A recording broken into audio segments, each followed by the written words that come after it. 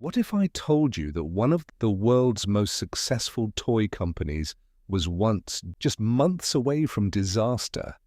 A company loved by millions, a company whose products can be found in almost every home, a company that seemed impossible to destroy, was losing nearly $1 million every single day. Banks were losing confidence. Employees feared for their jobs. Experts believed the company would never recover. Today, Lego is worth billions of dollars and is once again the king of the toy industry. But 20 years ago, everything almost came crashing down. This is the incredible story of how Lego nearly destroyed itself, and how one decision saved the company forever. To understand what went wrong, we have to travel back nearly a century.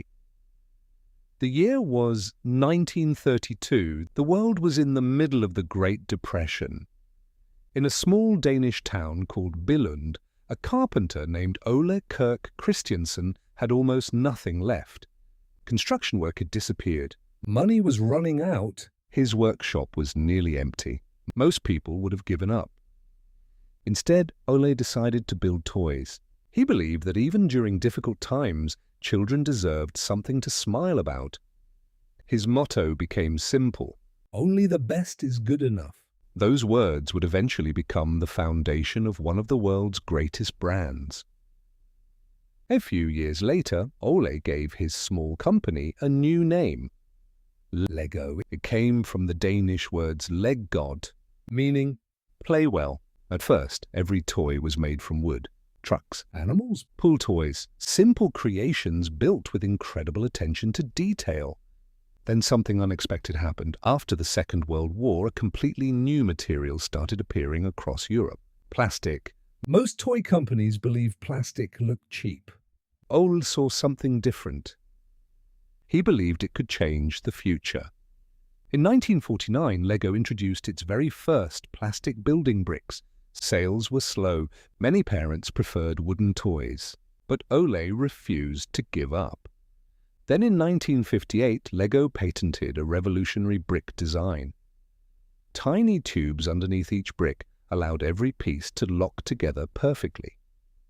It looked simple, but it was engineering genius. Even today, a Lego brick made in the 1960s still fits perfectly with one made this year. Very few products in history have remained compatible for more than 60 years. That single invention changed everything. Over the following decades, Lego became a global phenomenon. Children weren't simply buying toys anymore, they were building entire worlds. Castles, pirate ships, space stations, entire cities. Imagination became the product. By the 1990s, Lego seemed unstoppable. Sales were booming. Factories were running day and night. The company was making more money than ever before. From the outside, everything looked perfect. But inside the company, a dangerous problem was slowly growing, and almost nobody saw it coming. The 1990s changed the toy industry forever. For the first time, Lego wasn't just competing with other toy companies, it was competing with something entirely new: video games. The Nintendo Entertainment System had already changed how children played. Then came the Super Nintendo, the Sega Mega Drive, the PlayStation, and before long, children weren't asking for building bricks anymore. They wanted game consoles. Lego's executives began to panic. They believed the company had become old-fashioned. Instead of asking one simple question, "How do we make Lego even better?" they asked, "How do we become something completely different?" It was a decision that would almost destroy the company. Lego expanded into almost everything. The company designed thousands of new pieces. Every new theme introduced unique bricks that could only be used in a handful of sets. Production became incredibly complicated. Factories had to manufacture millions of different components. Warehouses filled with parts. Costs exploded. Then Lego entered businesses it barely understood. It invested in clothing, jewelry, books, television, software, theme parks, even educational products. The company was growing in every direction, except the one that had made it famous. At the same time, something else was happening behind the scenes. Designers were encouraged to create bigger and more complicated sets. That sounded exciting. But it also made production far more expensive. Many sets looked amazing, yet made very little profit. The more Lego sold, the less money it actually earned. By the early 2000s, the numbers became impossible to ignore. Sales were falling. Costs kept rising. Entire warehouses were packed with products that customers simply didn't want. The company had lost focus. Then came 2003, one of the darkest years in Lego's history. Lego was losing almost $1 million every single day. Banks began to worry. Employees feared massive layoffs. Some analysts openly predicted that Lego would go bankrupt. For the first time in decades, the company that had inspired generations of children was fighting for its survival. But just when everything seemed lost, a new leader walked through the door. His name was Jürgen Vig Knudstorp. He was only 35 years old. Many people questioned whether someone so young could possibly save a company with more than 70 years of history. But Knudstorp saw something that everyone else had forgotten. Lego didn't need to become something new. It needed to become Lego again. Jürgen Vig Knudstorp made a decision that shocked almost everyone. Instead of trying to save every part of the business, he started cutting it apart. Projects were cancelled. Entire departments disappeared. Thousands of products were removed from the catalogue. Businesses that had nothing to do with building bricks were sold.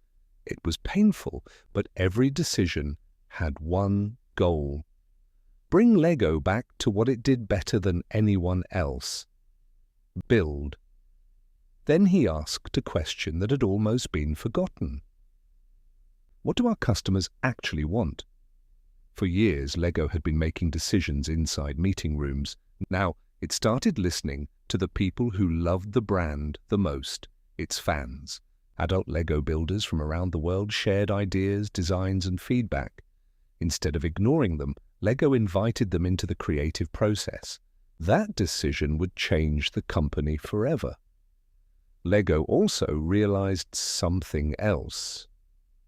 Children didn't just want random building sets. They wanted stories, heroes, villains, worlds they already loved.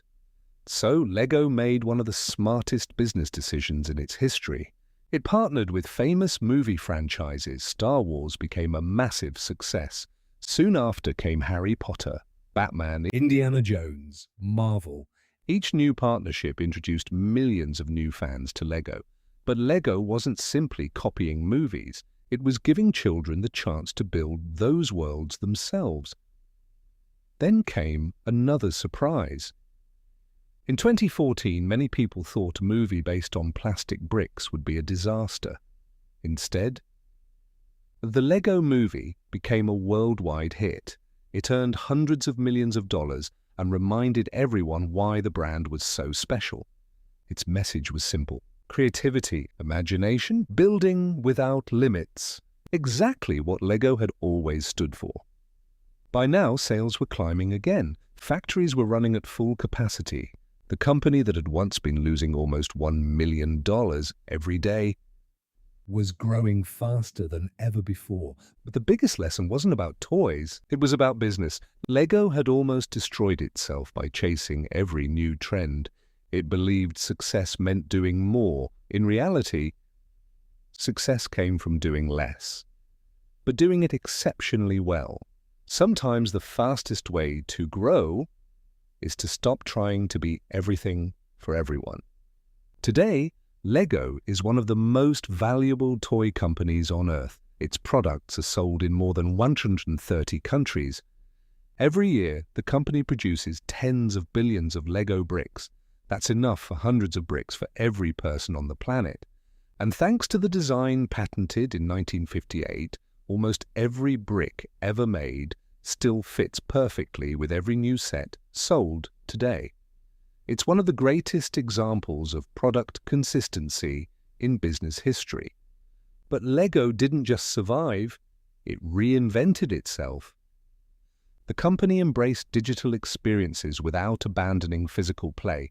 It created successful video games, expanded its theme parks, partnered with global brands like Star Wars, Harry Potter, Marvel, and Formula One, and continued investing in the one thing that made Lego different from everyone else: creativity.